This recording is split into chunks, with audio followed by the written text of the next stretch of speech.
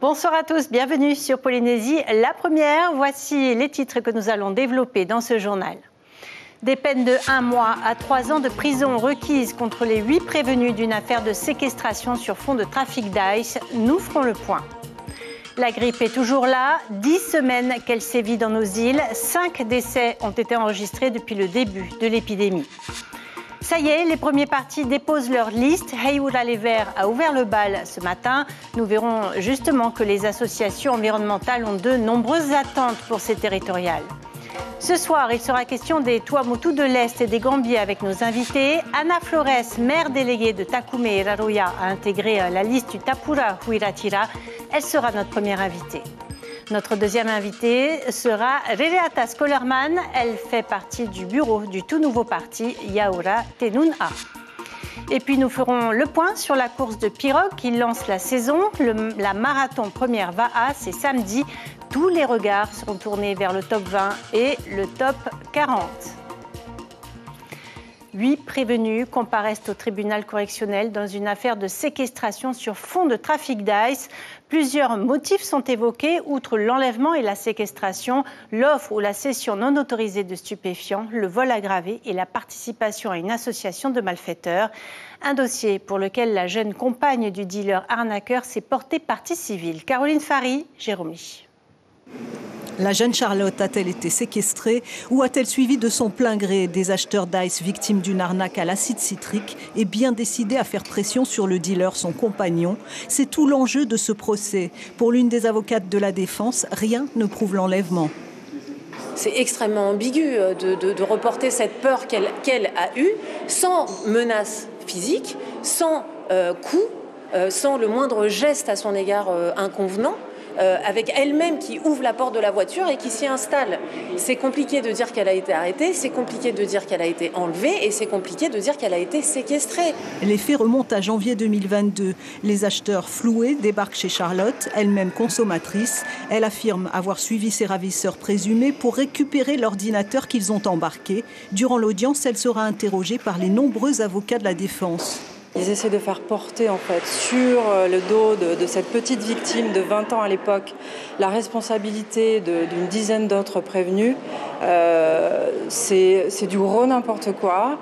Ce qu'il faut retenir dans cette histoire, c'est que chacun des prévenus dans l'affaire a reconnu durant les débats et durant cette affaire-là qu'en fait ils avaient pris la jeune fille comme gage pour récupérer leur argent à la place de l'ICE lors de ce trafic qui avait mal tourné.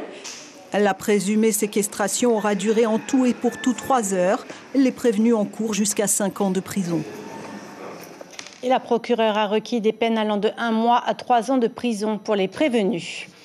La requête de l'association des habitants de Tem-Hay devant le tribunal administratif a été rejetée. Elle avait présenté au mois de février dernier un recours contre la mairie de Moorea. L'idée était de faire intégrer la route de Tem-Hay dans le domaine public communal en s'appuyant sur une disposition du CGCT. Mais le tribunal administratif a conclu au rejet de la demande. 8e jour de grève pour les fonctionnaires d'État. Une centaine de personnes ont manifesté avenue Pauvan'a ce matin. Un sit-in était organisé par le syndicat UNSA, soutenu par Solidaire et Alliance Police Nationale. Les représentants syndicaux ont pu rencontrer la secrétaire générale adjointe du haut-commissaire. Ils ont évoqué ensemble la réforme de l'indemnité temporaire de retraite. Pour le report de l'âge légal de la retraite à 64 ans, le texte poursuit son chemin législatif en France. Il devrait être adopté jeudi au Sénat puis par l'Assemblée nationale. La Polynésie française compte plus de 10 000 fonctionnaires d'État. Écoutez Thierry Barrère de l'UNSA au micro de Tita Wadou et Patita Savea. On a des irréductibles aujourd'hui. Effectivement, ça fait 8 jours, 8 journées. Ça fait aujourd'hui, on a quand même eu presque 200 personnes, donc on est assez satisfait. Nous sommes quasiment seuls avec Solidaire et Alliance.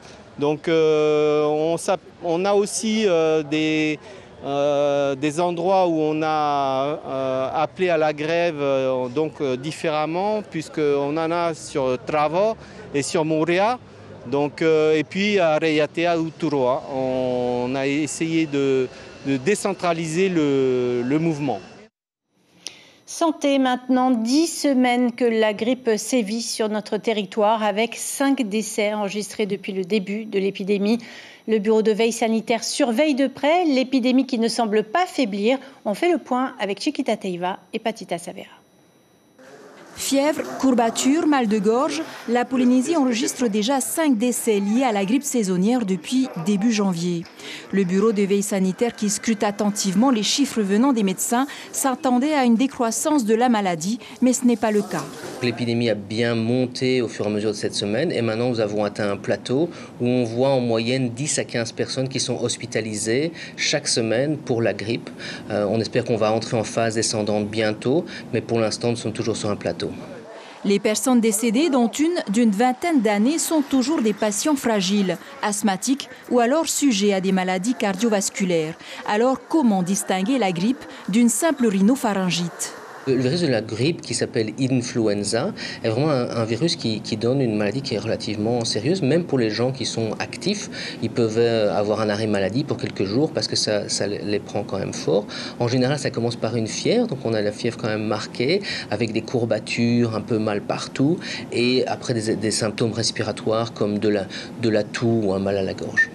Pour contrer l'épidémie, le bureau de veille sanitaire recommande la vaccination et surtout le maintien des gestes barrières. Et ça tombe bien, samedi, le vaccinodrome de la présidence accueillera gratuitement le public de 8h à 15h. Le club des entreprises contre le cancer est désormais officiel en Polynésie. Ce club a été créé pour permettre aux sociétés de lutter de manière collective contre toutes les formes de cancer en favorisant le dépistage et l'accompagnement des salariés. Cette nouvelle entité a été présentée hier. Olivier Cressman, le vice-président du MEDEF, est au micro de Patrick Tiensing. L'idée, c'est de sensibiliser auprès des entreprises le fait que par l'adhésion au club des entreprises, on va pouvoir leur donner de l'information. Les collaborateurs seront informés de ce qui peut être fait en termes de dépistage et tout ce qui est proposé en termes de traitement et également d'informations sur le cancer. Parce qu'il n'y a pas que le cancer du sein, il y a beaucoup d'autres cancers. Il y a des informations à pousser auprès des gens. Les gens d'entreprise, ce sont des collaborateurs, mais c'est aussi des familles et c'est aussi des amis. Et donc, c'est une façon de diffuser une information la plus large possible. En même temps, de favoriser pour le dépistage que ça se passe pendant les heures de bureau avec l'accord de l'employeur. Place à la politique maintenant avec notre page consacrée au territorial.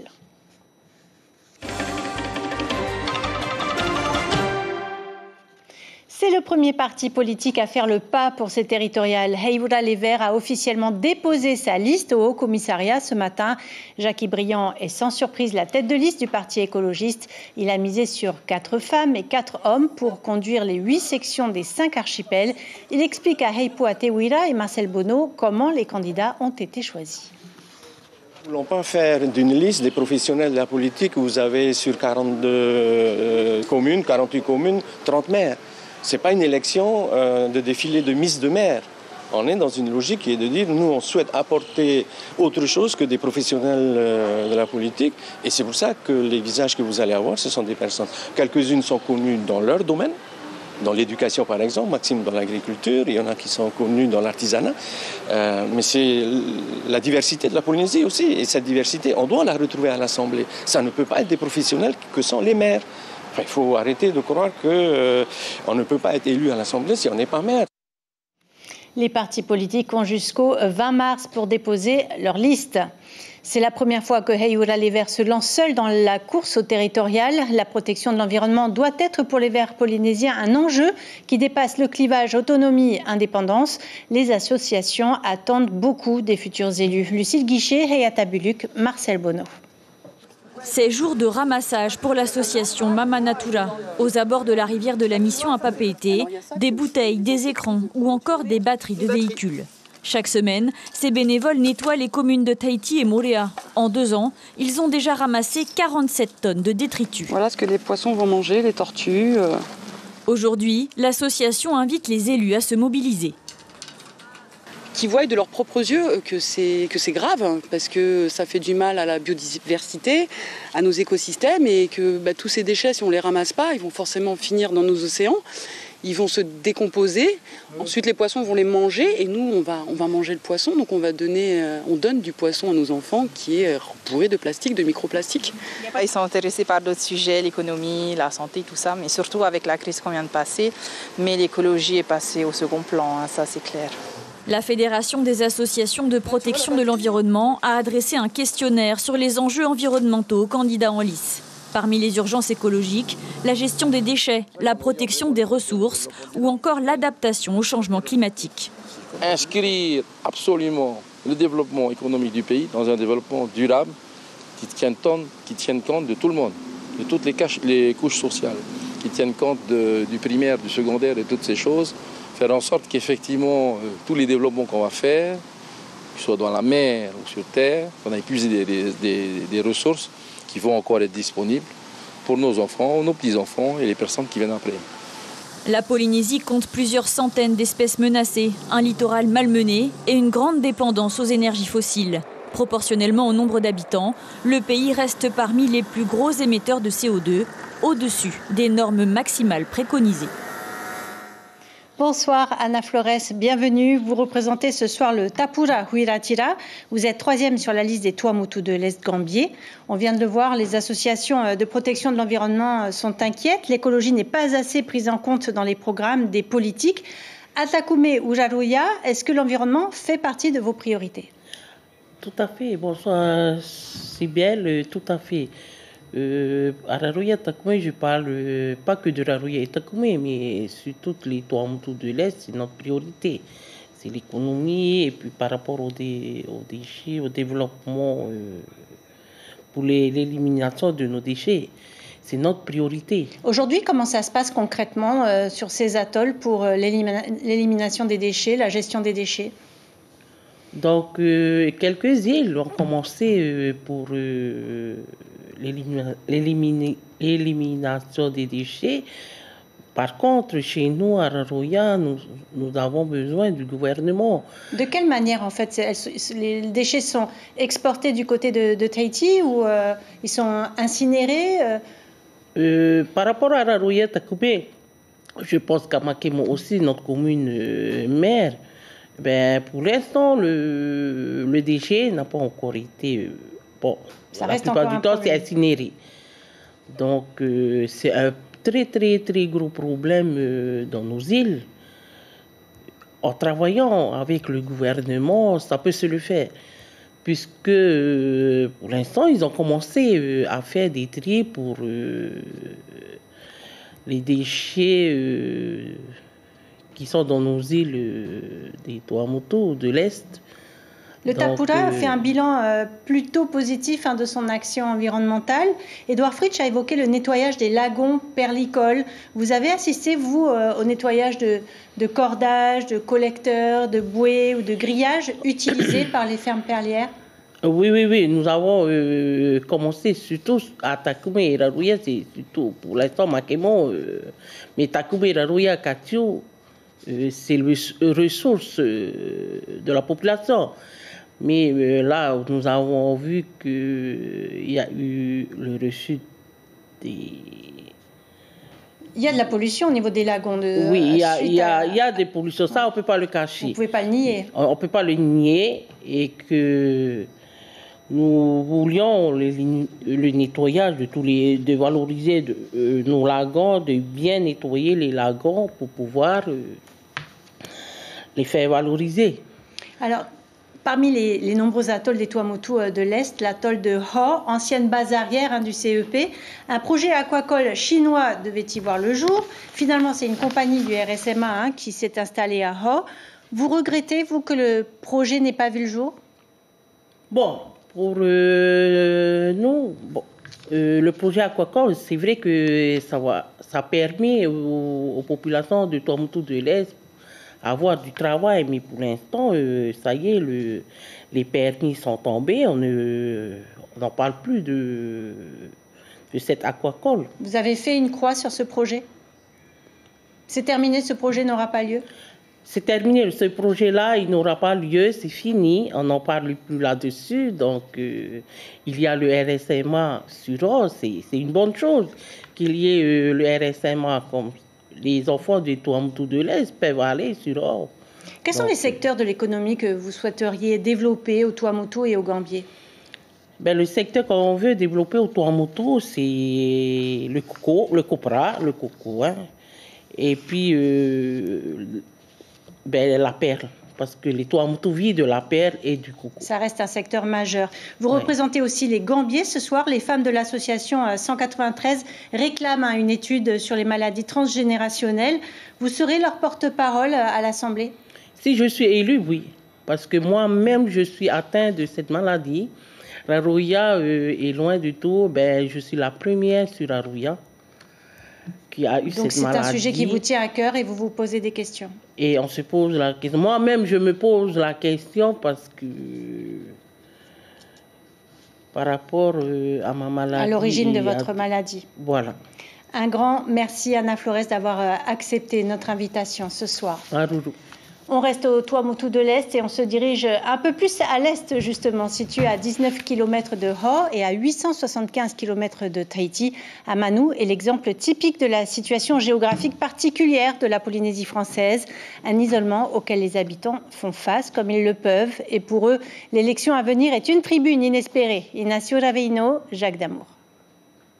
Ce n'est pas tous les jours que la quiétude est troublée à Amanu. Rattaché administrativement à Haut et malgré l'absence d'aérodrome, l'atoll a la particularité de bénéficier de la 4G. Une hyperconnectivité qui ne règle pourtant pas certains soucis du quotidien, comme ici, le port artificiel protégé qui ne sert qu'aux pêcheurs, une pêche de subsistance. Nous attendons nos élus à ce qu'ils pensent un peu à nos atolls éloignés, surtout nos petits atolls. Je prends l'exemple de Amanu, de Marocco. Nous ici, nous sommes démunis d'aéroports. Nous demandons à ceux qui sont élus afin de regarder, de penser à nous comme ils ont pensé aux Marquises, où ils ont acheté une navette spéciale pour les Evassan. Un atoll dit isolé tant au niveau sanitaire qu'économique. Seules quelques haltes de croisiéristes permettent aux artisans d'exposer leurs produits, mais ces Paumotu gardent tout de même un œil critique sur la vie politique locale. On a beaucoup de ceux qui viennent de la politique, mais on ne sait pas où on va aller, hein, où on veut aller de l'avant. Mais comment il faut faire?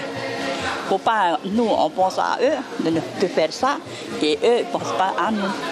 À l'instar des habitants de plusieurs autres îles polynésiennes, les résidents d'Amanu se sont adaptés à leur environnement. Ceux-ci espèrent faire de cette élection une tribune pour exposer leurs doléances afin d'améliorer leur quotidien. Et bonsoir, Rereata Skolerman. Vous êtes secrétaire générale adjointe du parti Yaorat et Nuna, créé en fin d'année dernière. Quand on habite Haïti, on ne soupçonne pas toujours l'existence d'atolls isolés et pourtant habités. Amanu est bien doté en ce qui concerne Internet, on vient de le voir. Pourtant, les habitants se sentent démunis, pas de pistes d'atterrissage, peu de passages de bateaux. Est-ce que le désenclavement fait partie du programme de Yaorat et Nuna?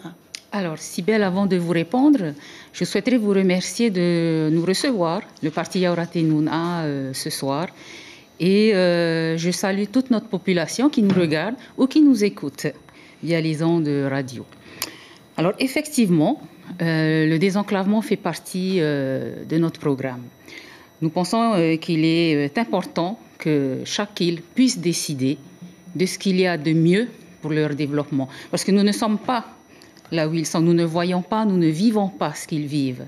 Donc, il est tout à fait important que ce désenclavement se fasse et que nous arrêtons en fait de décider tout ici à Tahiti pour quelque chose que nous ne maîtrisons pas. La décentralisation des archipels, ça passe par quoi concrètement? Est-ce que vous avez des exemples? Alors, la décentralisation des archipels, pour notre part, ça passe d'abord par le fait de leur donner non pas le droit, mais qu'ils puissent décider, de faciliter également le pouvoir de décision, de faciliter également toutes les démarches que la population doit faire. Quelles sont les niches à développer au Tuamotu de l'Est et au Gambier, si on parle économie? Alors, si on parle économie, je dirais au Tuamotu, que ce soit de l'Est, de l'Ouest, il y a bien sûr la filière du cocotier. Donc, tout le monde parle du copra, mais il n'y a pas que le copra. Et il y a la régénération aussi. Il y a la régénération, exactement, qui fait d'ailleurs partie d'un de nos projets les plus importants. Donc, quels sont les autres produits au-delà du copra? Alors, au-delà du copra, il y a également la nacre, qu'il est important de relancer. Il y a également d'autres métiers qui peuvent être créés d'ailleurs au niveau de l'environnement. Parce que bon, chaque jeune pense qu'en étant au Tuamotu, il y a uniquement le copra, il y a uniquement la nacre, la perle. Eh bien non, avec l'environnement, nous pouvons également créer d'autres métiers. J'ai vu que vous avez une fonction particulière au sein de Yaoura Te Nuna. Vous êtes pilote culture. Quels sont les projets que vous avez en tête? Alors, effectivement, je suis pilote culture et il me tient à cœur, tout comme notre président, comme tous nos membres, notre parti entier, d'accentuer l'apprentissage de nos langues. Parce qu'on se rend bien compte qu'effectivement, nos langues, si l'on ne fait rien du tout, elles n'existeront plus. Et donc, il est important, parce qu'il n'y a pas que la langue tahitienne. Nous avons nos langues, je dirais, régionales, puisque nous avons les Tuamotu de l'Est, nous avons les Gambiers, nous avons les Marquises. Donc, il est important que l'on participe au développement de ces langues et à la protection de ces langues. Et ce qu'on fait actuellement, ce n'est pas assez? Alors, il y a des choses qui sont mises en place, je ne reviendrai pas dessus d'ailleurs. Mais qu'est-ce que vous voulez accentuer concrètement? C'est quoi? Plus d'heures de cours, des classes bilingues?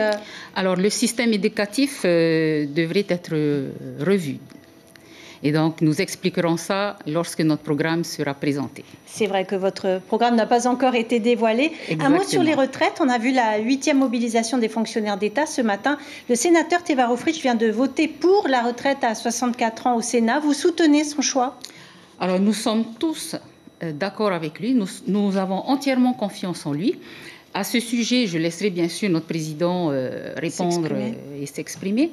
Par contre, je tiens à préciser qu'il ne faut pas que l'on mélange. Donc, il s'agit bien des retraites qui concernent la métropole et bien entendu nos fonctionnaires d'État résidant en Polynésie française, mais pas du tout nos retraites liées à la CPS. Oui, ce n'est pas une réforme qu'il faudra forcément appliquer aux fonctionnaires locaux. Et d'ailleurs, il faut également que l'on précise que notre président, son combat principal est celui de l'ITR. Merci beaucoup, Geriata Scholarman, d'avoir accepté notre invitation ce soir. Merci encore. Je vous en prie. Merci à vous. Dans l'invité café demain en radio, il sera question de la section des Marquises. À 7h, Félix Barcinas représentera le Tapura Huiratira par téléphone. Puis Léo Marais sera dans nos studios pour Yaoura Te Nuna. C'est la fin de notre page consacrée au territorial.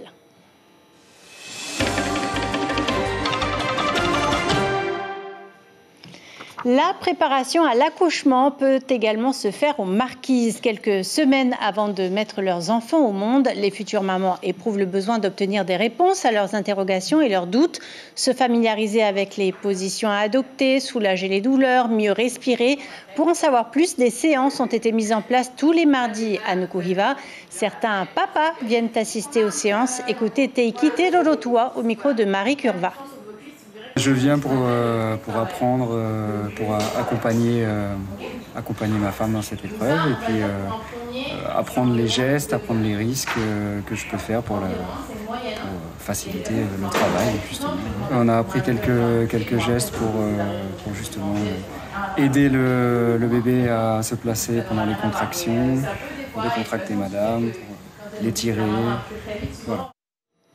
Du crossfit pour terminer à Raiatea. Samedi soir à Uturua, les équipes de Tahiti, Bora et Raiatea se sont affrontées dans une salle de fitness. Dimanche matin, les athlètes se sont retrouvés au lieu dit la piscine Place Toahuri et Nihi pour s'affronter sur des épreuves aquatiques et terrestres. Natation, poids ou course à pied, ils étaient 30 participants pour des épreuves en couple. 3 équipes de Tahiti, 8 équipes de Bora Bora et 4 de Raiatea. Écoutez l'organisateur et un participant au micro de notre correspondant Julien Vesco. Le bilan, franchement, très positif pour la première soirée. J'étais surpris de l'investissement et de l'engagement de toute l'équipe, le staff, les juges et tous les bénévoles, et ce qui permet de fournir un gros spectacle. Et après, derrière, les athlètes, ils assurent. Des exercices dits de cardio et en même temps d'haltéro pour hier et pour aujourd'hui avec des exercices plutôt basés sur du cardio, dont la natation, de la course à pied et du rameur. Du sport encore, le marathon Polynésie, la première VAA, c'est ce samedi 18 mars. Une centaine d'équipages sont attendus, toutes catégories confondues. On attend les nouvelles catégories minimes et cadets, mais les regards seront essentiellement tournés vers les catégories reines, à savoir les seniors dames, mais surtout les top 20 et top 40. Teupo Fatupuave. Polynésie, la première Tahiti Kadova, c'est 32 ans d'effervescence, de magnétisme dans une compétition ancrée dans le cœur des Polynésiens. Dans ce classement du top 40 de l'an dernier, les 5 promus sont 2 équipes des îles sous le vent, Bora Bora Games et Tumar Ava, précédés par 3 clubs de Tahiti, dont EDTVA qui signe son grand retour parmi les vainqueurs. Cette année, j'ai décidé de changer d'entraînement, c'est-à-dire de pousser les rameurs à faire du V1 individuel, c'est-à-dire qu'il n'y a pas de collectif. On a travaillé le collectif juste cette semaine. On va plutôt se taper justement pour la RFO, pour regarder la position que DT va être par rapport aux autres équipes. Et par rapport à ça, je vais voir sur les entraînements s'il faut vraiment pousser. Parmi ces élites, à surveiller Hina Rauria, abonné aux places d'honneur et qui affiche d'entrée de jeu des ambitions légitimes. Il y a 2 ans, on a fait 3e à l'aller. L'année dernière, on fait 2e. Donc ça nous tient à cœur de rester dans ce top 3, quoi, on va dire. Et on va essayer de réserver une surprise pour ce samedi. Donc il y aura une surprise. Dans le jeu des montées et descentes, les 4 clubs du top 20 sont relégués au top 40, à savoir Tamari Punaru, Tamari Eraiva, Team FAA et Taishan Paddle. On était bien parti l'année dernière à la première étape et c'est à la deuxième étape où dans la passe de Vaillare, nous avons donc chaviré. Ça nous a pris effectivement plus d'un quart d'heure pour reprendre donc le peloton. Et bon, ben, c'est comme ça, c'est le sport. Hein. Donc un sacré défi cette année, c'est de revenir. Exactement, l'objectif c'est d'être dans les top 20. Autre catégorie phare, les seniors dames. Une dizaine d'équipages seront sur la ligne de départ, toutes capables de contester la domination de Teva et Ihilani. Et voilà une belle course à venir. L'information principale de ce journal, 5 décès depuis début janvier. L'épidémie de grippe a bien du mal à fléchir. 10 à 15 personnes sont hospitalisées chaque semaine. Le bureau de veille sanitaire recommande de se faire vacciner. Le vaccinodrome de la présidence sera ouvert samedi de 8h à 15h. Votre programme télé ce soir, la série Manipulation, puis le film Zépon. À la une du quotidien Tahiti Info demain, Hey Oura les Verts, première liste. Ainsi s'achève ce journal. Très belle soirée sur nos antennes et à demain.